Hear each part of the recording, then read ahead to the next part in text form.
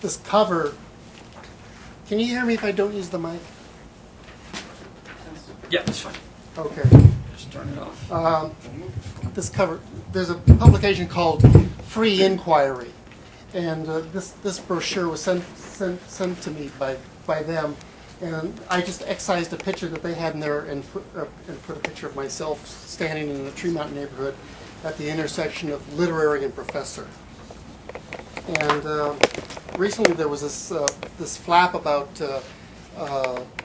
what the New Yorker magazine did with Barack Obama on one of their covers, and so anyways, this is the poem that I got out of it, or that I came up with, occasioned by that flap.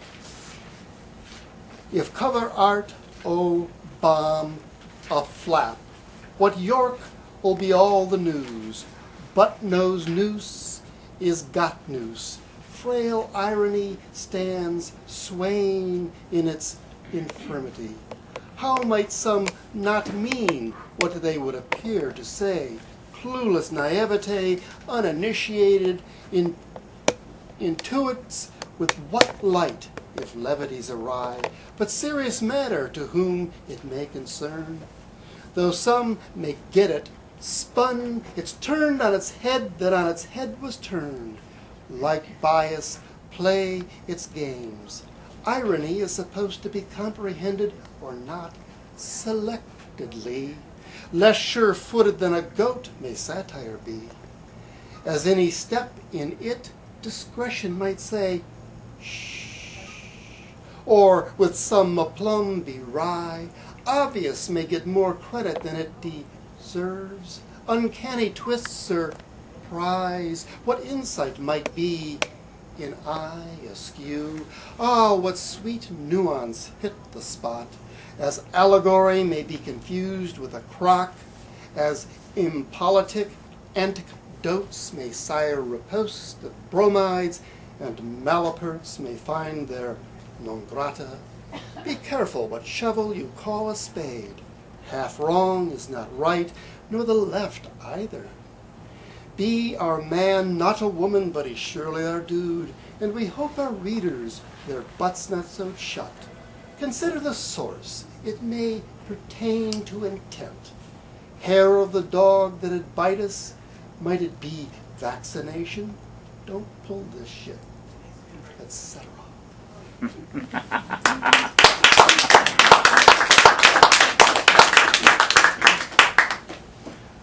I don't know. There's this D.A. Levy thing about it having a city to cover with lines. Well, I came up with a takeoff on that, and it's, I am deciduous, and I have a city to cover with sticks, with leaves. Call it fallout or autumn bowl and summer assault, or harvest all seasons round. Call it vernal burgeoning or estival blooming or hymal bearing limb. I like the part where I go out on a limb now. There was a poet by the name of Frank Polite, and he has this poem called "A Poet Is Not a Writer" that I included in the issue of Art Crimes that I edited. And let's see, another thing about Frank Polite is, I don't know, he's got this like odd name, and I keep wanting to think of him as Courteous Candor. But anyways, this is Frank Polite's poem called "A Poet Is Not a Writer." A writer must have deep patience, a profound desire to remain human. He propels his paragraph slow and voluminously along the ocean bottom like a school of whales. All by himself, the writer is communal. He reproduces himself as chapters.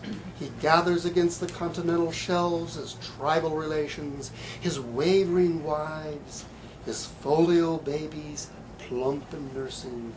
He arrives in layers, weightless with words. A poet is not a writer. Streamlined and arrogant, he lives at the insistent edge of his being, every word flashing above the blue marine like a flying fish. He keeps to the ceiling of his wit's end, and there, tense between two elements, he beats his fins into wings to leave the salt sea forever, to fly out of it and alchemize into a beam of sunlight. The flying fish's deepest wish, to be caught and swallowed midair by a golden eagle.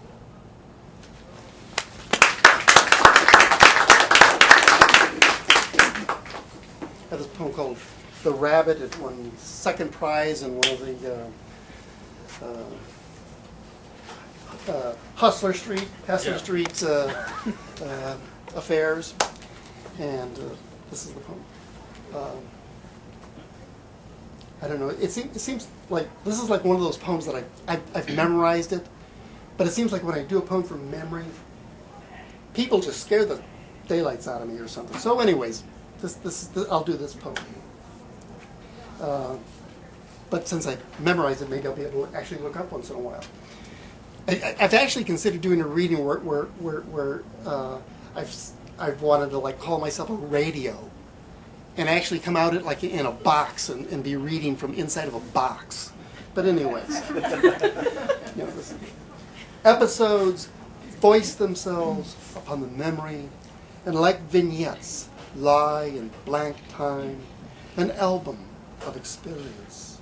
A moment may not be important, but lies there, touching your being. The pages turn, and I never did learn to dislocate the rabbit's neck. The trees behind the hutches do not exist in this vignette. But standing behind the hutches, I am killing a rabbit. The dull knives that I used taught me in my ignorance to cut behind the ears rather than saw the loose flesh of the neck. I clubbed the rabbit on the head and strung him up and sawed at his neck and slowed at the bone. The rabbit came to and squealed a shrill "ee!" And the butcher that I was, I beat his head with a blade of the bone-handled carving knife. The blade broke on his head. He stopped squealing. I cut the loose flesh. His head off. He convulsed blood. Once when Mom and I killed rabbits, we cut one's heart out, set it down, and it still beat. I show my foster mother the broken knife. The rabbit's skull broke her knife. Strange, my mother and I had won the same part of a set. Mom in Tallahassee with electrodes to her head. Not my EEG. I in Pinellas Park. I am all I know. And the question asks the problem, and I cannot answer.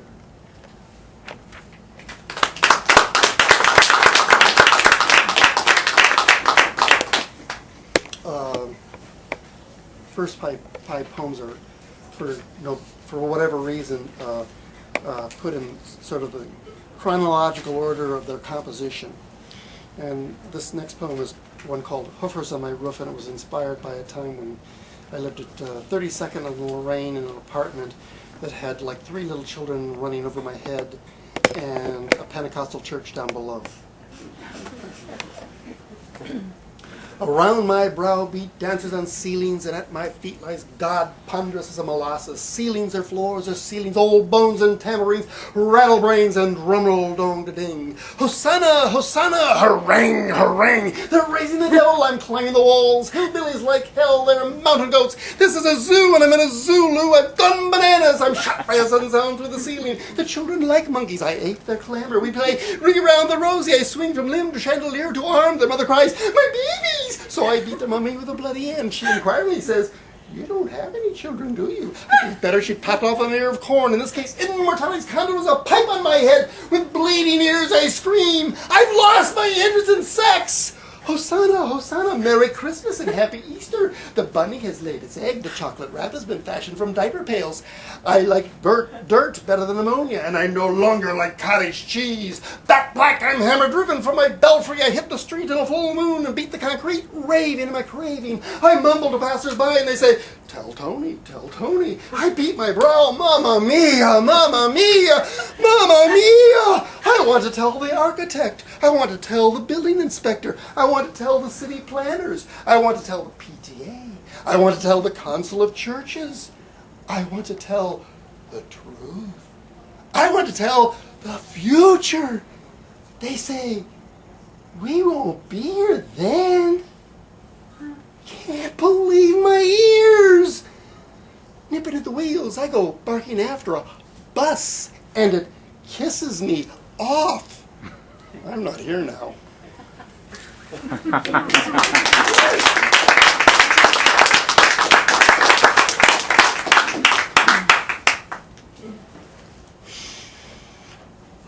don't know, somewhere in the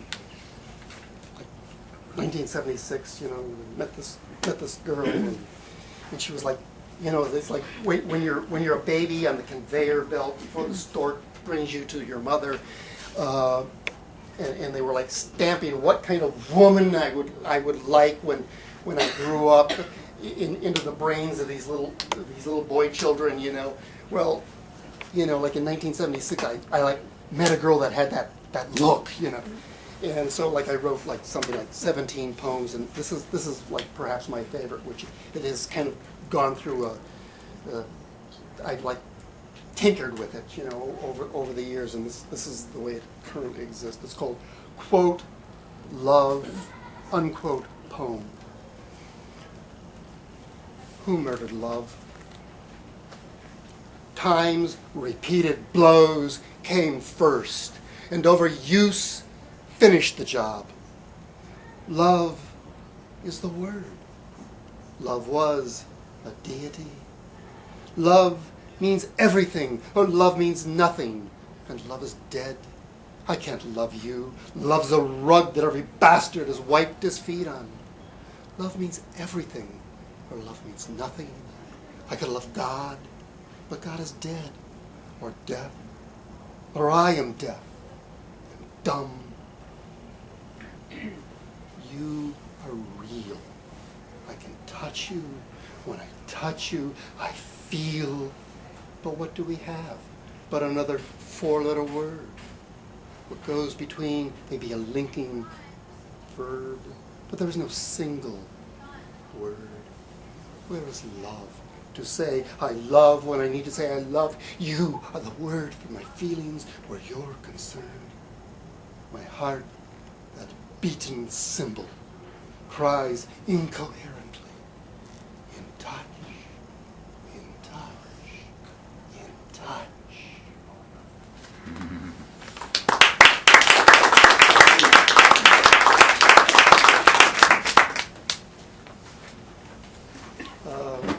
Anyways, Susan and I parted company, and then I ran into somebody named Jenny, and I wrote Jenny some poems, or I wrote some poems for which Jenny was the muse. And at one point I was sitting around with my friend Jim Lang, and he's like looking at a poem that was a Jenny poem that was called Poetics, and maybe some other poems, and he was saying there ought to be a way to thank her, So anyways, I wrote this poem called Thank You. What is she? When? I make love to these words. She is the wind. What love my words are sand. Her heart, no page, she marks the time that blew this sand of words across papers, desert. I move through dunes of emptiness. What art? The words, tears are, who cares? Count not the beats of misery, the leaves of pain are not this labor's tree. She marks the page where feelings found speech. She falls from the book of my heart like a leaf.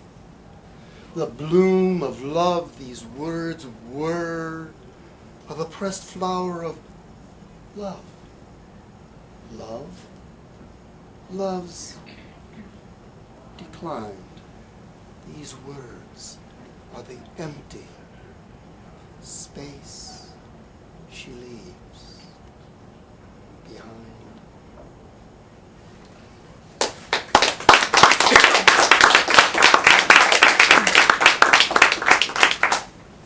Next poem is a poem called Competition. And I think my friend Jim Langs wasn't that crazy about the poem because he thought I was like perhaps a little too approving of slam poetry. But I sort of think of it as a sort of anti-slam poem. Sort of. Compete, be mulch, to despair.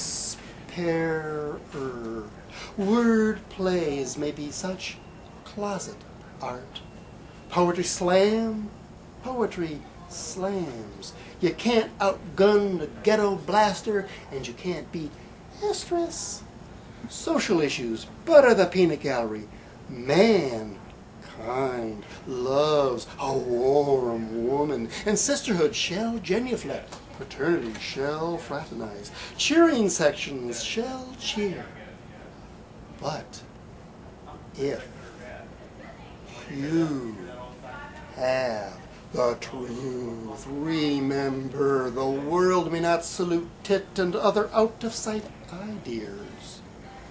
Let it be writ, but know it by rote. Be hip, be theatrical, punch the living shit out of it. Be at least as accessible as a highway. Drive recognition against the wall and bring down the house. But there is no single poem, no singular poet, but the signs to others. There is no star, but a galaxy. There is no single verse, but a universe. The song of poetry is a choir, and of chorus, what else? It is all that it would be, if not quite what it can't.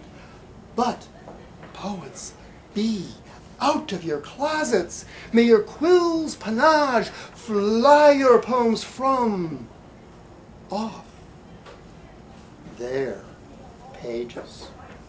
Though the herd be quadruped, what feet be they for? Sometimes may judgment be a peer. We may not laugh, but grin. We may not cry, but sigh. We may not say, but know, or not know, and yet say.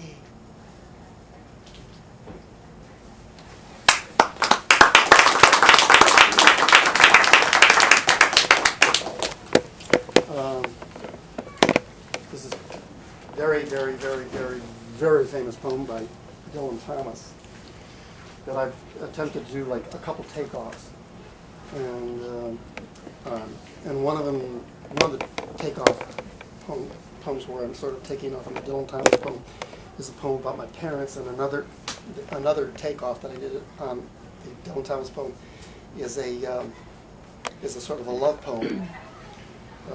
Come to say it was the muse for that poem was Frail Gentle's girlfriend. But anyways, and then there was like one of the themes I was thinking of dealing with was doing a version where the subject of the poem was rejection. But anyways, just to refresh your memories. Do not go gentle in that good night. Old age should burn and rave at close of day. Rage, rage against the dying of the light. The wise men at their end know dark is right, because their words set forth no lightning. They do not go gentle in that good night. Good men the last way by, crying how bright their frail deeds might have danced in a green bay. Rage, rage against the dying of the light. Wild men who caught and sang the sun in flight and learned too late they grieved it on its way. Do not go gentle in that good night. Grave men near death who see with blinding sight, blind eyes could blaze like meteors and be gay. Rage, rage against the dying of the light. And you My Father, there on the sad height, curse, bless me now with your fierce tears, I pray. Do not go gentle into that good night. Rage, rage against the dying of the light. So, my poem that to my parents, who at the time were like just getting older and older and older and frailer and frailer, my poem is entitled "Frail and Gentle." This is "Frail and Gentle" has also been set to music, by the way, for baritone and piano. Frail and Gentle. Though may once frail and gentle parents ebb away, from those fibers let be spun the thread that each weaves. For I do sing life, herald truth, and beauty praise. How shall we give them place but they be humankind? Yet I do sing of all manner of things that live, though may once frail and gentle parents ebb away. As those who cast their seed, so too death its dust may, where may spring what flows from how they lived. For I do sing life, herald truth, and beauty praise. Apples from their boughs may plummet, and as inclined they roll, and we by what we bear are stilled or moved, as may one's frail and gentle parents ebb away. My parents I'd have lived forever, that I may, which is not vanity speaking, but our love, for I do sing life, herald truth, and beauty praise. My gentle parents' care I'll carry through each day, and I would that that which they gave I might give, though may one's frail and gentle parents ebb away. Tomorrow and today let yesterday sustain our rounded lives, being what passes to who lives. For I do sing life, herald truth, and beauty praise, though may one's frail and gentle parents ebb away.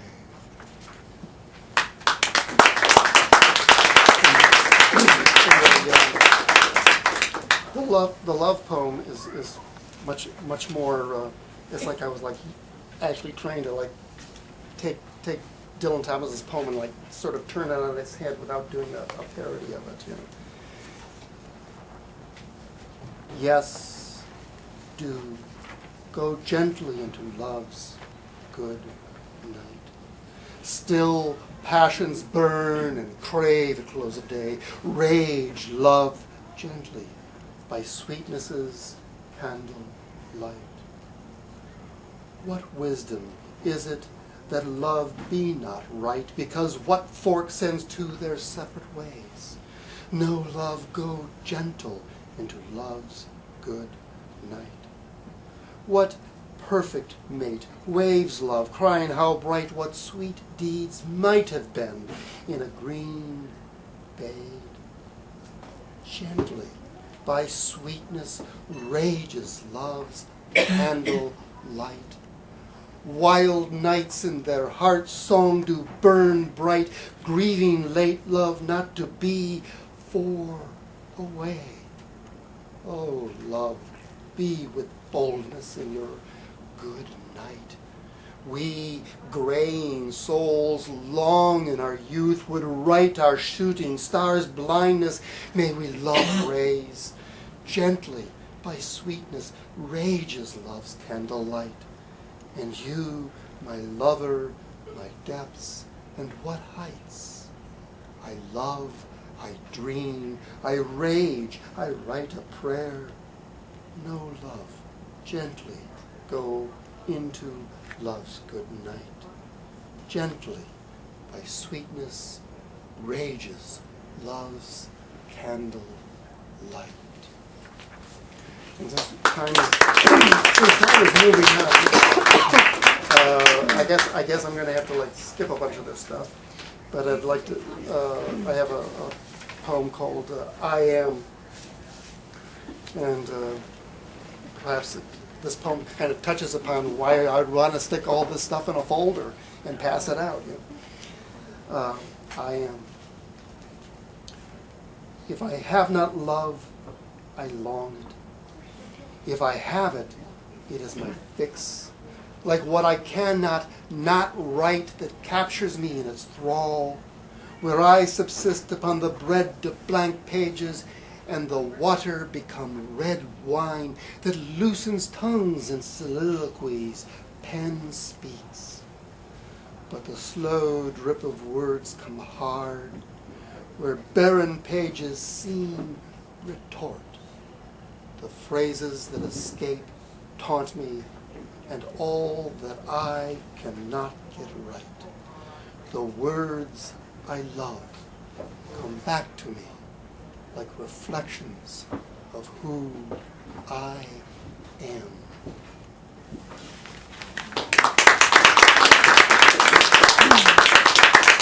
So I guess for the rest of the poems, you're on your own, or you'll have to corner me sometime. We'll get you back though. All right. One of the, Yep. if anybody wants to make a donation to the cause, these things cost these portfolios cost approximately about $1.25, $1.50 to produce. So if anybody, I'm perfectly willing to give them away. But if anybody wants to help the cause, you know. Poetry portfolios free with a $10 donation.